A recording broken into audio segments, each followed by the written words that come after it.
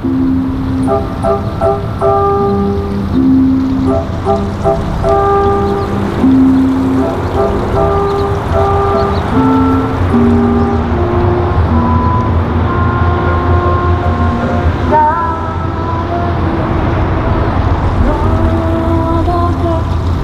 Sharon Tate fans, I'm here at Holy Cross Cemetery in Culver City, California, where the final resting place of the great Sharon Marie Tate is buried. And on the way over there, for you fans of Rita Hayworth, she's been buried here since 1987. She died after a long bout of Alzheimer's. And it's a Catholic cemetery, so there's a lot of Catholic trappings, saints, and there's a lot of like simulations like of the grotto at Lourdes and the Virgin Mary.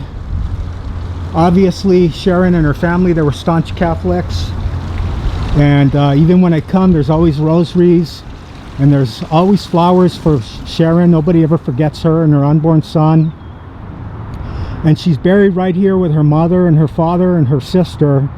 And she's coincidentally, I guess, she's buried next to the great Fibber McGee and Molly from the 1930s radio show. And here's Sharon Marie Tate. God bless her wherever she's at. 26 years old.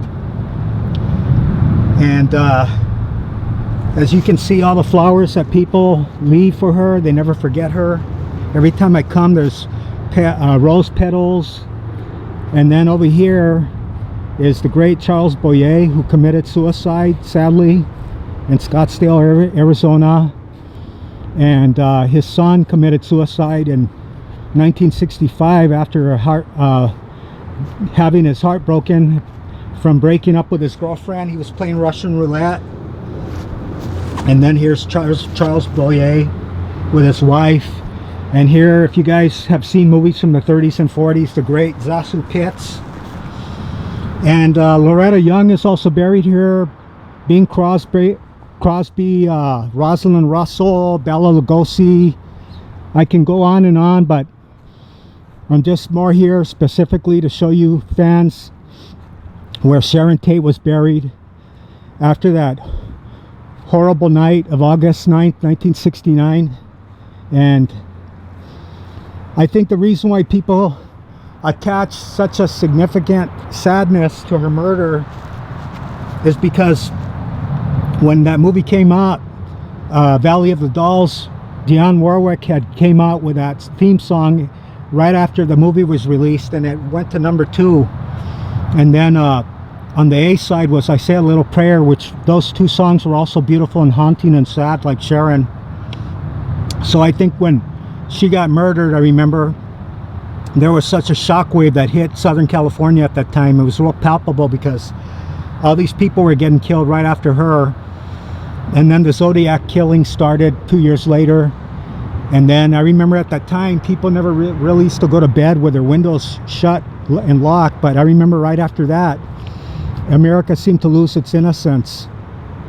And notwithstanding Kennedy getting killed in '63, at least you have the Beatles. But when Sharon got murdered, I guess because of her innocence, her youth, her beauty, her sadness, I guess people, that's why it was such a more of a shock. And after that, everything seemed to all go south right after that. And then you have the Altamont murder over there in 1970 in Altamont racetrack up north at the Rolling Stone concert. And it just seemed like the whole culture was falling apart, popular culture. And like I said, and even when these murders took place, it was like even the Vietnam War took second place. I mean, Walter Cronkite every night used to talk about all the GIs, 300 a day, 400 a day getting killed. But when Sharon Tate got murdered, for months and months on end, everybody followed that trial, and all the shock wave just hit the whole country. And then you have the fact that she died so young, and all her movies were coming out, and probably also obviously because she was pregnant. And I remember that summer of '67 when she came out with Don't Make Waves, that beautiful model, bikini model. And then and then also she came out with Valley of the Dolls, and then the Fearless Vampire Killers. And I think also I noticed for me in my situation when I saw her in that film, and I think she was the one that when she got bit by the vampire, she fell out of that big copper bell upside down, hanging, pale, and those vampire bites on her neck. I just got like a horrible like premonition that this poor beautiful woman, why was she being murdered in the movie? I mean, and then when after it really happened, then I said, wow, it's just like the way she died in the movie 2 years before when I was a kid. I'm gonna take you fans also, since we're already here, I'm gonna take you to the grave of the great Bing Crosby. And let's see here, let's go back to this grotto. And I think they said that this is the St. Anne grotto right here. So like I said, this is a Catholic cemetery, and obviously all these people were Catholic. I know Loretta Young was really staunch Catholic. So let's see over here. We're in the middle of Culver City, California, and I'm coming right over here to the gravesite of Bing Crosby. And there's so many movie stars that are buried here. And here he is, folks, the great Bing Crosby. I don't know if you can see him with my shadow right there, folks. Maybe Harry Lillis Bing Crosby.